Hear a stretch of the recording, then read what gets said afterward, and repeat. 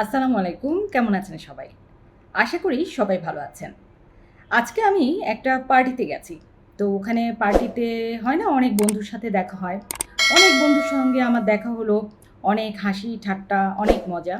তো এক পর্যায়ে যেটা হলো আমার এক বন্ধু আ কথা প্রসঙ্গে ও আমাকে হঠাৎ করে জিজ্ঞেস করল যে, "দেখ তো আমি কি একটু মোটা হয়ে গেছি? আমি তো আর আগের মতো নাই, তাই না?" তো আমি সাথে ওকে অবাক হয়ে প্রশ্ন করলাম যে, "তুই মোটা হয়েছিস মানে আগের মতো নাই মানে কেন? কি হয়েছে?" তখন বলল যে, "দেখ না আগে কত শুকনা ছিলাম, দেখতে কত ভালো লাগতো। এখন দেখ না কত মোটা হয়ে গেছি। আ বয়স বেড়ে গেছে। কেমন লাগে দেখ না। আগের মতো নিশ্চয়ই ভালো লাগে না, তাই না আমাকে?" আমি কিছুক্ষণ ওর দিকে তাকিয়েছিলাম। আমি ১ম এ আসলে ওকে উত্তরটা দেই নাই। সব বন্ধুরা যখন চলে গেল, তখন আমি ওর সঙ্গে কথা বললাম। তো ওকে আমি বললাম যে, "আচ্ছা, তুই যে এই যে মোটা হয়েছিস বা আমাদের যে বয়স হয়েছে, আমাদের সবারই বয়স হয়েছে, সবার বয়স বাড়ছে।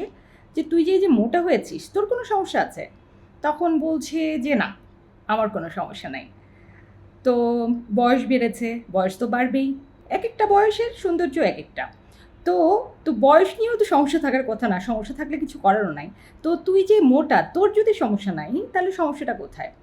তখন ও আমাকে যেটা বলল যে, "না, আমাকে তো অন্যরা বলে যে, তুমি অনেক মোটা হয়ে গেছো বা তোমাকে আগের মতো দেখতে ভালো লাগে না।" আমার কথাটা শুনে মানে আমি খুবই হতাশ হলাম যে এই যুগে এসেও কেউ মোটা হয়ে গেছে বা মোটা হলে তাকে অসুন্দর লাগবে, এটা এই মানসিকতাটা কিভাবে আসে? একটা মানুষের সৌন্দর্য তার মোটা বা চিকন হওয়াতে না। একটা মানুষের সৌন্দর্য সে মোটা হোক, চিকন হোক, মানুষ তো মানুষই।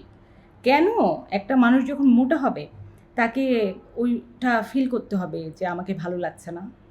আমি আমার ওই বন্ধুকে বোঝালাম, তাকে বোঝালাম যে, "তোমার যদি মনে হয় তোমার খারাপ লাগছে বা তুমি কোনো অসুস্থতা ফিল করছো মোটার জন্য বা শারীরিক কোনো সুস্থতার জন্য তোমার শুকানো দরকার বা তোমার ওয়েটটা লস করা দরকার, তাহলে তুমি করো।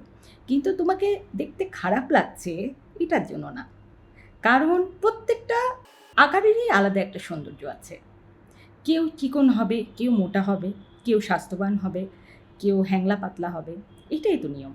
কিন্তু এই মোটা শুকনা নিয়ে এটা কিন্তু আসলেই আমাদের অনেকের মধ্যে আছে। অনেকের মধ্যে মানে এখন তো এই ধারণাই যে মানে মোটা মানুষ মানেই হচ্ছে যে সে সুন্দর না। আর চিকনা, হ্যাংলা, পাতলা, হাড্ডি দেখা যাচ্ছে এই সুন্দর। মানে মাঝে তো 0 ফিগারের একটা বিষয় ছিল। এখন কিছুটা মানুষ সচেতন হয়েছে। এখন আর 0 ফিগারে না থাকলেও কিন্তু ওই মোটা চিকনা এই দুটোর মধ্যে কিন্তু মানুষ এখনো আটকে আছে। খাওয়া-দাওয়া কিছুই করা যাবে না, একবারে শুকনা থাকতে হবে তাহলেই আমাকে সুন্দর লাগবে। এগুলো আসলে আমাদের ঠিক না। আসল সৌন্দর্য হচ্ছে মনের সৌন্দর্য। একটা খুব সুন্দরী মানুষ, খুবই সুন্দরী।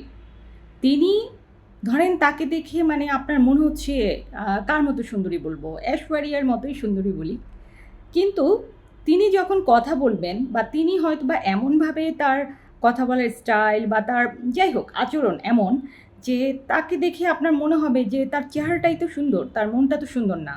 কিন্তু আরেকটা মানুষ, যে মানুষটা মানে আমরা যাকে অনেক সময় বলি বা আমাদের যে মন মানসিকতা যে সে সুন্দর না, কিন্তু সে কথা বলছে।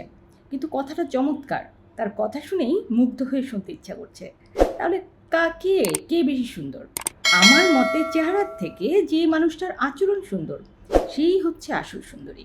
যাই হোক আজকে আপনাদের সঙ্গে মনে হলো এই যে বিষয়টা শেয়ার করি যে মোটা, চিকন, কালো, ফর্সা এটা সৌন্দর্য না। আসল সৌন্দর্য হচ্ছে মনের সৌন্দর্য। আর ওটাই আসলে আমাদের মনে করা উচিত। ভালো থাকবেন সবাই। আসসালামু আলাইকুম।